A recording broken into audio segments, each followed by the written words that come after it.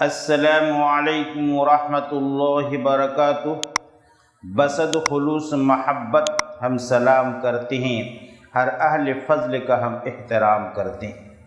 الحمدللہ رب العالمین کحمد الشاکرین والصلاة والسلام علی سید الانبیاء والمرسلین وعلی آلہ الطیبین الطاہرین، اما بعد فقد قال اللہ تبارک وتعالی فی الکلام المجید والفرقان الحمید، فاعوذ باللہ من الشیطان الرجیم، بسم اللہ الرحمن الرحیم۔ یوم یقوم الروح والملائکۃ صفا لا یتکلمون الا من اذن له الرحمن وقال صوابا، ذلك اليوم الحق فمن شاء اتخذ الى ربه مآبا، إنا أنذرناكم عذابا قريبا يوم ينظر المرء ما قدمت يداه ويقول الكافر يا ليتني كنت ترابا، صدق الله العلي العظيم۔ عن معاذ بن رضي الله تعالى عنه عن معاذ بن جبل رضی اللہ تعالی عنہ قال قال رسول اللہ صلی اللہ علیہ وسلم ما تزال قدم عبد يوم القيامة حتى يسأل عن أربع، عن عمره فيما أفناه، وعن شبابه فيما أبلاه، وعن ماله من أين اكتسب فيما أنفقه، وعن علمه ماذا عمل فيه، رواه البيهقي، او كما قال النبی صلی اللہ علیہ وسلم۔ زندگی آمد برائے بندگی، زندگی بے بندگی شرمندگی، بندہ ہو تو بندگی پہ قائم ہو جا، مخدوم نہ بن کسی کا خادم ہو جا، مومن ہو تو ڈھونڈ لے کوئی امن کی جا، مسلم ہو تو سر جھکا کے نادم ہو جا۔ محترم سامعین، برادران اسلام، معزز علماء کرام، طلباء عزیز، آج آپ کے سامنے قرآن و حدیث کی روشنی میں وہ چار اہم سوال آپ کے سامنے چار اہم سوال پیش خدمت کرنا ہے۔ وہ ایسے وقت میں جب کل قیامت کے میدان میں لوگ پریشان حال ہوں گے، نفسی کے عالم میں ہوں گے، تمام لوگوں کی حاضری اور پیشین اللہ کے سامنے ہوگی۔ اس وقت اللہ تبارک تعالیٰ کے سامنے ہر فرد انسان کو، چاہے مرد ہو یا عورت، جوان ہو یا بوڑھا، ہر فرد انسان کو اللہ کے سامنے چار سوالوں کا جواب دینا ہے، اور ایک روایت میں آیا ہے کہ 5 سوالوں کا جواب دینا ہے۔ یہ 4 یا 5، دوسری روایت میں 5 ہے، بہرحال 4 یا 5 سوالوں کے جواب دیے بغیر وہاں سے قدم آگے بڑھانا مشکل ہی نہیں بلکہ محال ہوگا۔ ہر فرد انسان کو اللہ کے سامنے یہ 4 یا 5 سوالوں کا جواب دینا ہے، جس کا تذکرہ قرآن حدیث میں ہے۔ نبی کریم صلی اللہ علیہ وسلم نے فرمایا، حضرت معاذ بن جبل رضی اللہ تعالیٰ عنہ سے روایت ہے، نبی کریم صلی اللہ علیہ وسلم نے فرمایا کہ کل قیامت کے میدان میں اللہ کے سامنے ہر انسان کو 4 سوالوں کا جواب دینا ہے۔ نمبر 1 پر عمر کے بارے میں سوال ہوگی کہ اپنی زندگی کو، اپنی عمر کو کہاں صرف کیا۔ نمبر 2 پر جوانی اللہ نے دی ہے، اس جوانی کو کہاں استعمال کیا۔ نمبر 3 پر مال کس طرح کمایا اور کس طرح خرچ کیا۔ نمبر 4 پر اللہ تبارک تعالیٰ علم کے بارے میں سوال کریں گے کہ علم کتنا حاصل کیا، اس پر کیا عمل کیا۔ یہ ہے 4 سوالوں کا اجمال، جو بہقی ایک ہے حدیث کی کتاب، اس میں تذکرہ ہے، حضرت معاذ بن جبل سے روایت ہے، جس کا اجمال آپ کے سامنے رکھا گیا۔ اس کی قدر تفصیل آپ ملاحظہ فرمائیے۔ پہلا جو سوال ہوگا وہ عمر کے بارے میں سوال ہوگا۔ اللہ تبارک تعالیٰ اپنے بندہ اور بندی سے پوچھیں گے کہ میں نے تم کو دنیا میں 60 سال یا 70 سال یا 40 سال جو بھی زندگی دی ہے، اس زندگی کو کہاں استعمال کیا، اس عمر کو کہاں صرف کیا۔ اگر انسان اللہ کا بندہ بندی اپنی زندگی کو قرآن حدیث کی روشنی میں صحیح طریقے سے اللہ اور رسول کی رضامندی کو سامنے رکھ کر اپنی زندگی کو گزارا ہے، صحیح استعمال کیا ہے، تو پھر صحیح ہے، ورنہ حالات خراب ہو جائے گی۔ صحیح طریقے سے زندگی گزارنا کس طرح کہ اپنی زندگی کو نماز میں، روزہ میں، حج و زکوٰۃ میں، ان چیزوں کو مان کر زندگی گزار رہا ہے۔ اور زندگی اللہ نے دی ہے بندگی کے لیے، اور بندگی کا مطلب ہے اللہ کی رضامندی حاصل کرنا، اللہ کے حکم کو مان لینا۔ تو بہرحال انسان اگر اپنی زندگی کو اللہ کی عبادت اور رسول اللہ کی اطاعت میں اور خلق خدا کی خدمت میں گزاری ہے تو ایسے بندے سے اللہ خوش ہوں گے، ایسے بندے سے خوش ہوں گے، اور خوش ہو کر اللہ تبارک تعالیٰ اپنے مخصوص مہمان خانہ یعنی جنت میں اللہ تبارک تعالیٰ جگہ عطا کریں گے۔ اور جو اپنے زندگی کو منمانی اور نفسانی خواہشات کے پیش نظر زندگی گزارتا ہے، اللہ اور اللہ کے رسول کے احکام کو پس پشت ڈال کر منمانی زندگی گزارتا ہے اور شیطان کو اپنا رہبر بناتا ہے، ایسے لوگوں سے اللہ ناراض ہوں گے۔ ایسے لفظ جو دنیا سے جائے گا، مرے گا، اس کا ٹھکانہ جہنم ہوگا۔ اس لیے اللہ تبارک تعالیٰ نے ہمیں زندگی دی ہے، اس کے ایک ایک لمحہ کو ہم قیمتی سمجھ کر اللہ کی عبادت میں صرف کریں، کیونکہ ہمیں پوری زندگی کے بارے میں اللہ کے سامنے اس کا حساب و کتاب دینا ہے۔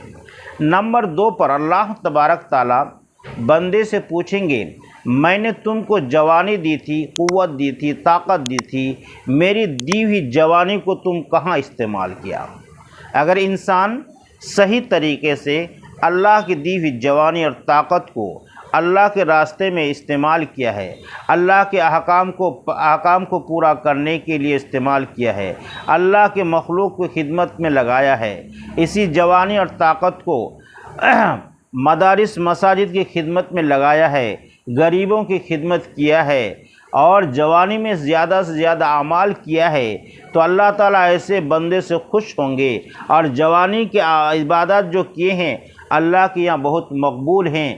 کر جوانی میں عبادت کاہلی اچھی نہیں، جب بڑھاپا آ جاتی کچھ بات بن پڑتی نہیں۔ تو انسان اگر جوانی میں زیادہ سے زیادہ عمل کرتا ہے، نیک اعمال کرتا ہے، اور بڑھاپے میں نہ بھی کر پائے تو اللہ تبارک تعالیٰ اس کو بڑھاپے میں بیٹھے بیٹھے پورا ثواب عطا کریں گے۔ جس طریقے سے دنیاوی دستور ہے، سرکار کا ایک نیم اور قانون ہے کہ انسان جب نوکری کر کے ریٹائر ہو جاتا ہے تو سرکار اس کو آدھی تنخواہ دیتے ہیں، پینشن کے طور پر آدھی تنخواہ سرکار دیتی ہے۔ اسی طرح سے اللہ کہتے ہیں کہ میرے خزانے میں کوئی کمی نہیں ہے۔ اگر میرا کوئی بندہ جوانی میں زیادہ سے زیادہ اعمال کرتا ہے، نیک اعمال کرتا ہے، بڑھاپے میں نہیں کر پاتا ہے، تو میں فرشتوں کو حکم دیتا ہوں کہ میرے فرشتوں، میرا فلاں بندہ جوانی میں جس طرح عبادت کیا کرتے تھے اسی طرح اس کے نامہ اعمال میں ثواب لکھتے جاؤ، اس کا کوئی قصور نہیں ہے، بڑھاپا ہم نے دی ہے، اس کا کوئی قصور نہیں، اس لیے برابر ثواب لکھتے جاؤ۔ اس لیے اللہ کے جوان بندہ بندی اگر جوانی کی قدر کر کے اس کو غنیمت سمجھ کے زیادہ سے زیادہ اگر اعمال صالحہ کرے گا، بڑھاپے میں نہ بھی کر پائے گا، پھر بھی اللہ تبارک تعالیٰ اس کو بیٹھے بیٹھے ثواب عطا کریں گے۔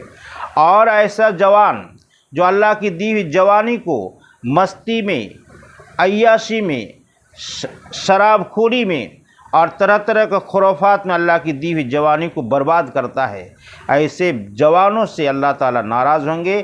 ایسے جوانوں کو مرنے کے بعد اس کے اعمال بد کی وجہ سے اللہ تعالیٰ اس کو جہنم رسید کریں گے۔ اس لیے ہمارے لیے ضروری ہے، ہم جوانوں کے لیے ضروری ہے کہ ہم جوانی کی قدر کریں اور اللہ کے حکم مطابق جوانی کو صرف کریں تاکہ اللہ تعالیٰ ہم سے راضی رہے۔ تیسرے نمبر پر اللہ تعالیٰ پوچھیں گے کہ مال کس طرح کمایا اور کس طرح خرچ کیا۔ مال کو جائز طریقے سے کمانا ہے، حلال طریقے سے کمانا ہے، چاہے انکم کم ہو، قرآن حدیث کی روشنی میں جائز طریقے سے کمانا ہے، اور مال حاصل ہو جانے کے بعد اس کو جائز طریقے سے خرچ کرنا ہے۔ جائز طریقے سے خرچ کا مطلب یہ ہے کہ اپنے آل اولاد میں خرچ کریں۔ اگر صاحب نصاب بن گیا، مال اتنا حاصل کر لیا کہ صاحب نصاب ہے تو زکوٰۃ دیں، صدقۃ الفطر ادا کریں، غریبوں میں تقسیم کریں، مدارس مساجد میں دیں، یعنی کار خیر میں اللہ کے دیے مال کو استعمال کریں، کیونکہ مال بھی ایک نعمت ہے کہ انسان جائز طریقے سے اگر مال حاصل کرے اور جائز طریقے سے خرچ کرے تو مال ایک نعمت ہے، اور نعمت کا شکر یہ ہے کہ اس کو ہم نیک کاموں میں استعمال کریں۔ اللہ تبارک تعالیٰ ارشاد فرماتے ہیں لَإِن شَكَرْتُمْ لَأَزِيدَنَّكُمْ وَلَئِن كَفَرْتُمْ إِنَّ عَذَابِي لَشَدِيدٌ۔ اے میرے بندہ سن لو کہ جس کو میں جس اعتبار سے نعمت دی اس کا شکر ادا کرو تو میں اس میں اضافہ کروں گا، برکت دوں گا، اور اس مال کی حفاظت ہوگی، اور اگر ناشکری کرو گے یعنی میرے حکم کے مطابق میرے دیے مال کو استعمال نہیں کرو گے تو جان لو میرا دردناک عذاب ہے کہ اگر میرے حکم کے مطابق مال کو استعمال نہیں کرو گے تو مال طرح طرح سے اس کا نقصان ہو جائے گا، کبھی ایکسیڈنٹ کے بہانے سے، کبھی آپریشن کے بہانے سے، اور کبھی بیماری کے بہانے سے وہ مال ضائع ہو جائے گا۔ اس لیے اللہ کے دیے مال کو اللہ کے دیے مال کو ہم اس کے نعمت سمجھیں، اس کا شکر ادا کریں، اور اس کا شکر یہ ہے کہ ہم جائز طریقے سے خرچ کریں۔ جائز طریقے سے خرچ کرنے کا مطلب یہ ہے، اس کی صورت یہ ہے کہ ہم آل اولاد پہ خرچ کریں، غریبوں پر خرچ کریں، مدارس مساجد میں خرچ کریں۔ ان چیزوں میں خرچ کریں گے تو اللہ تبارک تعالیٰ اس کا پھل ہمیں دنیاوی بھی عطا کرے گا، آخرت میں بھی عطا کرے گا۔ اور اللہ کے راستے میں خرچ کرنا در حقیقت خدائے بینک میں جمع کرنا ہے۔ اردو شاعر کہتا ہے خدا کی راہ میں دینا ہے گھر کا بھر لینا، ادھر دیا کہ ادھر داخل خزانہ ہوا، کرو مہربانی اہل زمیں پر، خدا مہرباں ہوگا عرش بڑی پر۔ اور مال کو ناجائز طریقے سے خرچ کرنا، اس کی صورت یہ ہے عیاشی میں، فضول خرچی میں، شراب خوری میں، طرح طرح کے عیاشیوں میں پیسہ کو برباد اگر کرے گا تو اس کا حساب دینا ہوگا۔ اس لیے تیسرے نمبر کا سوال کا خلاصہ یہ ہے کہ اللہ کے سامنے جو ہمیں جواب دینا ہے، مال صحیح طریقے سے کمانا ہے اور صحیح طریقے سے خرچ کرنا ہے۔ چوتھا جو سوال ہوگا اللہ تبارک تعالیٰ اپنے بندے سے سوال کریں گے وہ ہے علم۔ علم کے بارے میں سوال ہوگا۔ پہلا سوال تو یہ ہوگا کہ علم کتنا حاصل کیا اور اس پر کیا عمل کیا۔ علم حاصل کرنا بھی ضروری ہے۔ سرکار دو عالم فخر موجودات محبوب خدا مطلوب خدا سرکار دو عالم سرتاج دو عالم حضرت محمد مصطفیٰ صلی اللہ علیہ وسلم نے ارشاد فرمایا طلب العلم فریضۃ علی کل مسلم، کہ دین کا اتنا علم حاصل کرنا جس سے انسان اس دنیاوی زندگی کے اندر حلال حرام، جائز ناجائز، حق و باطل، ان تمام چیزوں کو سامنے رکھ کر زندگی گزار سکے، اتنا علم حاصل کرنا ہر مسلمان پر، چاہے وہ مرد ہو یا عورت، جوان ہو یا بوڑھا، مسافر مقیم، ہر ایک پر فرض عین ہے۔ اتنا علم حاصل کرنا ضروری ہے۔ ہاں یہ بات ضروری ہے کہ دین کا علم ایک بہت بڑا سمندر ہے، دریا ہے جس کا کوئی کنارہ نہیں ہے، اس لیے پورا علم حاصل کرنا تو مشکل ہے۔ لیکن امام غزالی رحمۃ اللہ علیہ نے فرمایا کہ ہر فرد انسان پر، ہر مسلمان پر جب بھی کوئی کام کرنے کا ارادہ کرے گا، اس کام کے شروع کرنے سے پہلے اس کام سے متعلق علم حاصل کرنا اس پر فرض عین ہے۔ مثال کے طور پر کوئی اللہ کا بندہ تجارت کرنے کا ارادہ کرتا ہے تو تجارت کے شروع کرنے سے پہلے تجارت کے اصول و قانون جاننا ضروری ہے۔ کوئی اللہ کا بندہ بندی نکاح کرنے کا ارادہ کرتا ہے تو نکاح سے پہلے اگر لڑکا ہے تو بیوی کی کیا حقوق ہے اس کو جاننا ضروری ہے، اولاد کیا حقوق ہے اس کو جاننا ضروری ہے، میاں بیوی کے کیا تعلقات ہے، کیا اصول ہے، ان چیزوں کو جاننا اس کے لیے ضروری ہے۔ اور اگر کوئی ایک دکان کھولنا چاہ رہا ہے، تجارت کرنا چاہ رہا ہے، تو اس کے اصول قانون جاننا اس کے لیے ضروری ہے۔ تو بہرحال جب بھی کوئی انسان کوئی کام کرے گا، اس کام کو شروع کرنے سے پہلے اس کام کے بارے میں، اس عمل کے بارے میں علم سیکھنا اس پر فرض عین ہے۔ دوسری بات، علم حاصل کر لیا، اب عمل کیا نہیں کیا اس کا بھی سوال ہوگا، اس لیے علم حاصل کرنے کے بعد اعمال صحیح طریقے سے کرنا بھی ضروری ہے۔ صحیح اعمال صالحہ کرنا ہے۔ اعمال صالحہ کسے کہتے ہیں؟ اعمال صالحہ محبوب سبحانی خندہ پیشانی چہرہ نورانی عبد القادر جیلانی نے فرمایا ہے، ارے جس عمل کے اندر دو چیزیں ہوگی وہ عمل وہ نیک عمل ہے، وہ اعمال صالحہ ہے، وہ نیکی ہے۔ کیا کیا دو چیزیں ہونی چاہیے؟ نمبر 1 پر جو بھی انسان کام کرے گا، اس کام کو، اس عمل کو قرآن حدیث کی روشنی میں وہ کام اور عمل صحیح ہونا ہے، اور قرآن حدیث کی روشنی میں صحیح طریقے سے کرنا ہے۔ نمبر 2 پر اس عمل کے کرنے میں صرف اور صرف اللہ کی رضامندی ہونا ہے، کسی اور کے دکھلاوا نہیں ہونا ہے۔ اس لیے جس عمل کے اندر یہ دو چیزیں ہوگی وہ عمل صالح ہے، نیکی ہے۔ وہ کیا ہے؟ ایک ہے قرآن حدیث کی روشنی میں صحیح طریقے سے کرنا، دوسرے نمبر پر اس کام اور عمل کے کرنے میں صرف اور صرف رضائے خداوندی مقصود ہو، کسی کو دکھلاوا یا ناموری نہ ہو۔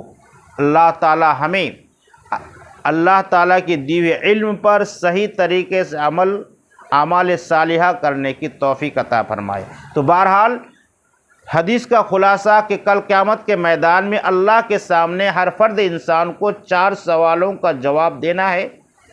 نمبر 1 پر انسان سے سوال کریں گے عمر کے متعلق کہ اپنے زندگی کے پورے زندگی کا حساب اللہ کے سامنے دینا ہے، اور اللہ کی دی ہوئی جوانی کا حساب دینا ہے، اور مال کس طرح کمایا، کس طرح خرچ کیا، اس کا بھی حساب دینا ہے، اور علم ہم دنیا میں کتنا حاصل کیا، اس پر کیا عمل کیے، اس کا بھی حساب اللہ کے سامنے دینا ہے۔ اس لیے ہمارے لیے ضروری ہے کہ ان 4 سوالوں کے جواب مکمل تیاری کر کے پھر ہم آخر مرنے کے لیے تیاری کریں۔